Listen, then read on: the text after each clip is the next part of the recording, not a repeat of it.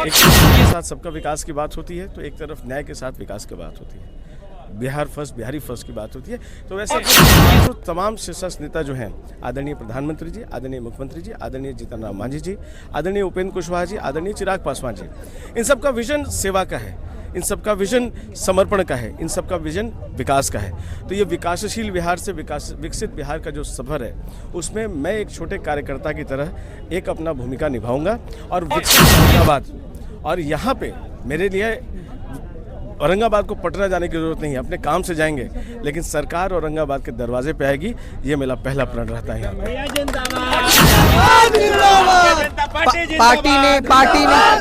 Party ने आपके साथ विश्वास जताया है।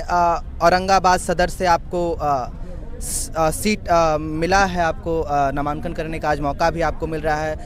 जनता के लिए जनता आपके साथ किस तरीके का विश्वास जता रही है? क्या वो प्यार मिल पा रहा है जिस तरीके से पार्टी ने आपके साथ विश्वास जताया है? क्या जनता वो विश्वास जता पा रही है आपके प्रति?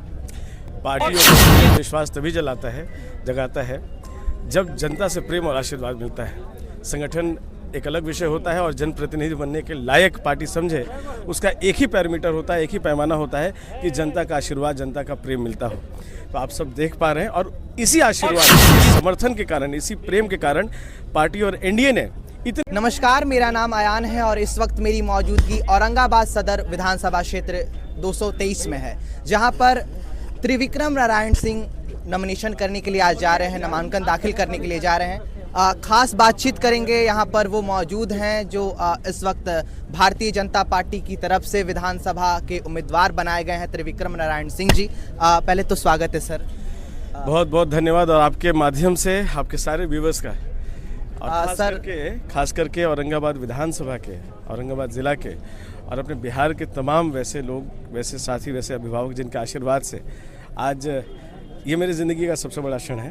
आप सबों का बहुत बहुत धन्यवाद। सर, आज नॉमिनेशन के लिए आप जा रहे हैं, किस तरीके का तैयारी है? क्या कुछ कहिएगा सर? आज औरंगाबाद सदर सीट से आप 223 से नॉमिनेशन के लिए जा रहे हैं, क्या कुछ कहिएगा सर? क्या कुछ संदेश होगा आपकी तरफ से?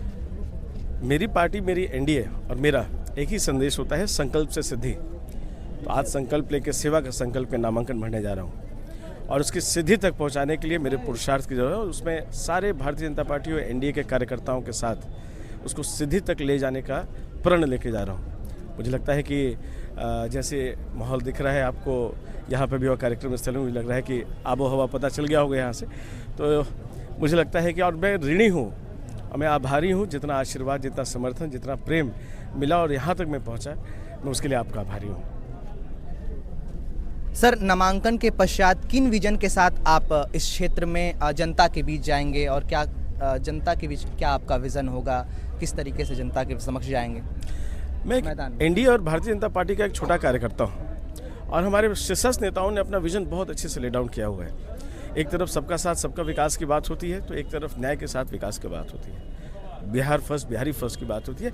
तो वैसे अपने पांचों तमाम शीर्षस्थ नेता जो हैं, आदरणीय प्रधानमंत्री जी, आदरणीय मुख्यमंत्री जी, आदरणीय जीतन राम मांझी जी, आदरणीय उपेंद्र कुशवाहा जी, आदरणीय चिराग पासवान जी, इन सबका विजन सेवा का है, इन सबका विजन समर्पण का है, इन सबका विजन विकास का है।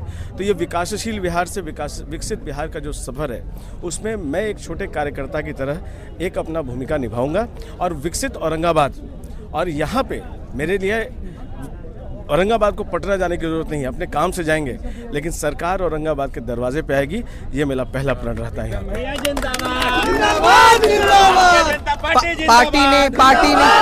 पार्टी ने आपके साथ विश्वास जताया है। औरंगाबाद सदर से आपको सीट मिला है, आपको नामांकन करने का आज मौका भी आपको मिल रहा है। जनता के लिए जनता आपके साथ किस तरीके का विश्वास जता रही है? क्या वो प्यार मिल पा रहा है जिस तरीके से पार्टी ने आपके साथ विश्वास जताया है? क्या जनता वो विश्वास जता पा रही है आपके प्रति? पार्टी और गठबंधन विश्वास तभी जगाता है जब जनता से प्रेम और आशीर्वाद मिलता है। संगठन एक अलग विषय होता है और जनप्रतिनिधि बनने के लायक पार्टी समझे, उसका एक ही पैरामीटर होता है, एक ही पैमाना होता है कि जनता का आशीर्वाद, जनता का प्रेम मिलता हो। तो आप सब देख पा रहे हैं, और इसी आशीर्वाद, इसी समर्थन के कारण, इसी प्रेम के कारण पार्टी और एनडीए ने, इतने बड़े घटक दल ने, जिसकी विश्व में सबसे ज़्यादा सपोर्टर्स है, सबसे ज़्यादा कार्यकर्ता हैं, उसने एक छोटे से बूथ लेवल कार्यकर्ता को ये चुना कि वो चुनाव लड़ सके। तो आप देख पा रहे हैं कि मैं ऋणी हूँ। मैं फिर से कहता हूँ, आज मेरे जीवन का बहुत बड़ा दिन है और आप सबों के माध्यम से, आप सबों के कारण मैं यहाँ तक पहुँचा हूँ। मैं आजीवन ऋणी रहूँगा और आपके माध्यम से मैं फिर एक बार दोहराना चाहूँगा, बाकी कुछ कम बेसी तो चलते रहेगा, लेकिन सेवा में, समर्पण में और सत्कार आदर में जिंदगी भर कभी कभी नहीं होने दूंगा। आप युवा उम्मीदवार हैं सर, युवा विक्रम भैया जिंदाबाद, विक्रम भैया जिंदाबाद। आप युवा उम्मीदवार हैं सर, युवाओं के साथ कैसी तालमेल रहेगी और युवाओं के लिए, युवाओं के प्रति आप क्या कुछ करने का, इस क्षेत्र से अगर निकल करके सिटिंग एमएलए होकर के आप विधानसभा पहुंचते हैं तो युवाओं के लिए किन विजन पर काम करेंगे? और एम्प्लॉयमेंट सबसे बड़ी जो मूलभूत समस्या है बिहार की रही है हमेशा से सर, एम्प्लॉयमेंट के प्रति आप कितने सजग होंगे और किस तरीके से काम करेंगे इस क्षेत्र के लिए? जो 2025 का जो ये चुनाव है, ये चुनाव आने वाले कल के लिए चुनाव है, ये बीते हुए कल की चुनाव नहीं है, क्योंकि बीता हुआ कल बिहार का बहुत भयावह था। जंगल राज की कहानियाँ हम सब ने सुनी है। आज तो ये जनरेशन हमारे, तो हम लोगों ने तो आँख से देखा है जब 10th कर रहे थे वहाँ पे, लेकिन हमारी बात की जनरेशन शायद वो देखे नहीं, लेकिन उन्होंने देखा है। आज सोशल मीडिया के माध्यम से, अखबारों के माध्यम से उन्होंने देखा है कि बिहार कैसा होता था। पहले बिहार को आँखों से नहीं, कानों से देखा जाता था। बिहार के बारे में सुनते थे लोग और डरते थे लोग, यहाँ से पलायन होता था। आज हम देख पा रहे हैं कि इतने बड़े आकार का बजट आज बिहार को आंखों से देखा भी जा रहा है, अखबारों में पढ़ा भी जा रहा है और न्यूज़ में सुन के बिहार की तारीफ भी हो रही है। तो ये युवाओं का बिहार है। मैं खुद आग्रह करूंगा आप सबों से कि एनडीए का साथ दें। एनडीए एक लौती ऐसी गठबंधन है, एक ऐसा घटक दल है जो कि मिल के युवाओं के बारे में सोचता है। हमारे प्रधानमंत्री को आपसे सुना है, हमारे मुख्यमंत्री जी को आपने सुना है, आदरणीय चिराग पासवान जी को आपने सुना है, आदरणीय उपेंद्र कुशवाहा जी को सुना है, आदरणीय मांझी जी को आपने सुना है कि किस तरह से युवाओं की बात कर रहे हैं। जब बजट का आकार बड़ा हो जाता है, जब आयुष्मान का आकार बड़ा हो जाता है, जब गांव में पैसे पहुंचना शुरू होते हैं जीविका दीदी के माध्यम से, चाहे वो आपको 400 रुपये से 1100 पेंशन बढ़ता है, जब रोजगार की उद्यमी की बात शुरू हो जाती है, उद्यमिता की बात शुरू हो जाती है, तब आपको दिखता है जब इन्वेस्टमेंट शुरू होगा तो रोजगार अपने आप बढ़ेगा। एक चीज़ में सिर्फ ये आपको विश्वास दिलाता हूँ अपने विधानसभा के बारे में, मैं पूरे बिहार का तो एक कार्यकर्ता ज़रूर हूँ, देश का कार्यकर्ता ज़रूर हूँ, लेकिन एक आपको आश्वासन ज़रूर देता हूँ और विश्वास दिलाता हूँ मैं यहाँ पे कि जो योजना पूरे देश और पूरे बिहार में लागू होगी वो सबसे पहले यहाँ औरंगाबाद में लागू होगा। और इंडस्ट्रियल कॉरिडोर बनाने के लिए हमारे गया में एक एसईजी बड़ा सा बना है, आपकी जानकारी में है, उसके कारण औरंगाबाद, उसके कारण भी औरंगाबाद में बहुत सारी संभावनाएं रोजगार की और विकास की खुलती है। मैं उसके लिए भी मजबूती से काम करूंगा। तो देखिए, हमने बात किया औरंगाबाद सदर से। अभी भारतीय जनता पार्टी के टिकट पर चुनावी मैदान में हैं त्रिविक्रम नारायण सिंह, गोपाल नारायण सिंह जी के पुत्र हैं।